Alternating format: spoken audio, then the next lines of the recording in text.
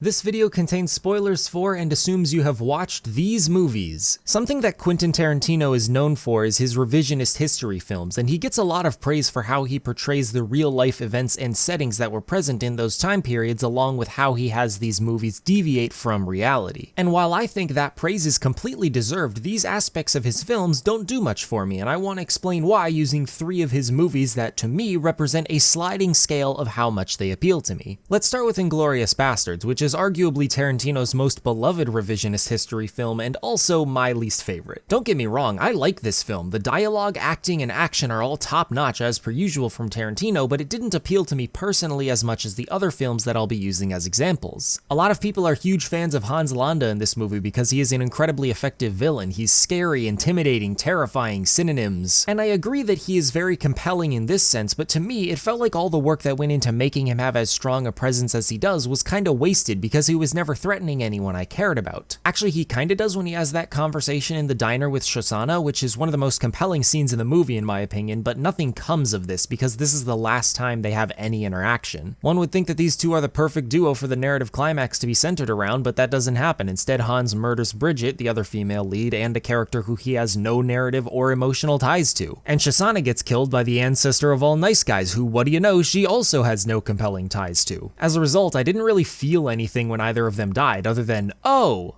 that sucks. And this applies to nearly every other character in the movie. Aldo, Frederick, Donnie, they all play important roles in the film, but I never felt the urge to root for them aside from knowing that they were doing the right thing. People will say none of that character stuff is even the point of Inglorious Bastards, and they are completely correct. I'm sure Tarantino didn't intend for the appeal of this movie to be character drama. It's obvious that the reason most people enjoy it is because the real-life events that the film is based on create an inherently compelling plot. However, and I'm aware of how bad this will sound, I don't really care that this movie depicts real-life atrocities. And this is the part where you remember what the title of this video is. I learned everything I know about the Holocaust in history class, a thoroughly uncompelling setting. There is no way that I could fully appreciate and empathize with the people whose direct family members were victims of one of the greatest tragedies in human existence, because the Holocaust was never more than a series of bulletin points and test answers to me. Seeing Hitler get a face full of bullets felt great to me, but it didn't feel as awesome as I'm sure it felt to many of the people who have a more tangible connection to this time period. And none of this is to discredit those people's experiences and reasons for enjoying this film. It is simply an explanation for why I don't fit into that demographic. And again, I still like this movie, just not as much as the next movie I'd like to talk about, being Once Upon a Time in Hollywood. The same point I made about Inglorious Bastards apply here. I didn't feel like Sharon Tate was all that compelling because I wasn't alive in the time period that the Manson murders took place in, and I didn't even learn about them in school like the Holocaust. I actually did online research myself before watching the movie in preparation. But unlike Inglorious Bastards, this movie is much less focused on the real-life events that took place and much more focused on the characters of Cliff Booth and Rick Dalton, who are not real people that existed. To my knowledge, anyway. This meant that Tarantino had to provide the audience with a reason to care about them within the movie itself instead of knowing that the viewers would have a pre-packaged investment in the protagonists. And without getting into the meat of it, he succeeded. I love Rick and Cliff both. I find them to be very compelling because we explore far more facets of their personalities, and we learn more about who they are as individuals than any of the characters in Inglorious Bastards. Still, it does have its fair share of what I perceive to be flaws, which funnily enough all have to do with the historical events that took place and how they are adapted in the film. Specifically, the Manson murders have nothing to do with the main characters. The only connection either of them has to the hippies is that they used to make movies with the guy whose land they're living on. And nothing ever really comes of this plot point. It seemingly just exists so that Cliff can have a reason to dislike the hippies, but considering that they literally tried to murder him later on, the fact that they were squatting on this old dude's property felt kinda irrelevant. It does function pretty well as tonal setup to the finale, I'll give him that. Furthermore, the hippies came to the conclusion to kill Rick completely of their own volition. Yes, they were sent to kill Terry Melcher by Charles Manson, and had it not been for his influence, they likely would have not killed anyone, but it still felt kinda contrived. Not so much a flaw as it is a missed opportunity, but I'm also kinda baffled that Charles Manson, you know, the guy responsible for the Manson murders was almost completely absent from this film. Even if we assume that the viewer knows everything about Manson's life story and his relationship with the hippies, it still would have been more impactful if we actually got shown that stuff in the movie. Inglorious Bastards could have just used narration to tell the audience that Shosanna's family was killed by Hans, but Tarantino chose to show that to the audience, and in doing so gets the viewer to connect much more powerfully with her, which is one of the reasons that the conversation they have in the diner later on is so engaging. Despite my criticisms of Once Upon a Time in Hollywood, I did still like it even more than Inglorious Bastards, but the film that I think outdoes both of them is Django Unchained. Now, to be completely fair, Django is not based on one specific event in history like how the previous two movies were. Rather, it simply takes place in a setting that did exist, and it doesn't massively change that setting by the end of the movie. The bastards kill Hitler and end World War II, Rick and Cliff prevent the Manson murders, but Django does not end slavery. Still, I don't think this comparison is completely invalid, since Django does still share many similarities with Bastards and Hollywood in how real-life history informs its story. When you meet Calvin Candy, or really any of the slave owners in this movie, knowing that they own slaves, you instinctively root against them, and thus for the protagonists, just like how you feel towards Hans, Hitler, and the other Nazis in Inglorious Bastards. But Django takes it that crucial step further by making the conflict between its protagonist and antagonist personal and intimate. The slave owners that Django kills aren't just any slave owners, they were the slave owners of Django and the people who tortured and branded him. Calvin Candy isn't just any slave owner, he is the owner of Django's wife, and he treats her horribly. And the film goes out of its way to show the audience how Django personally feels about all of this. You don't need to know all the intricacies of what the relationship between a slave owner and their slave was like during this time period to find this story compelling. The movie gives you a strong reason to be invested in the narrative all on its own by presenting the audience with the information necessary for that to happen. And it does so in an infinitely more gripping and emotional way than a history class or the internet ever could. And unfortunately, those methods were the only ways that I could gather the necessary information to understand the events of the other Tarantino films I've talked about. Hopefully I've managed to shed light on a perspective that I don't see represented very much in the discourse surrounding these types of movies. A lot of media analysis in general is very focused on what happens within the piece of cinema in question and ignores many variables that play into one's enjoyment factor, such as the context that they watch it in, so this was a very interesting topic to write about. If you're interested in hearing more of me analyzing external variables in media, you should watch a video that I just put out about all the different ways that a TV show can be released and the pros and cons of each method, card in the corner. Thank you for watching this video, I hope you enjoyed, and if you did, you can drop a like to let me know. If you want to see more content from me, you can subscribe and check out the other videos on this channel, and hit the bell icon to get notified of when I upload in the future. With that said, have a wonderful day, thanks again for watching, and I'll see you in the next one.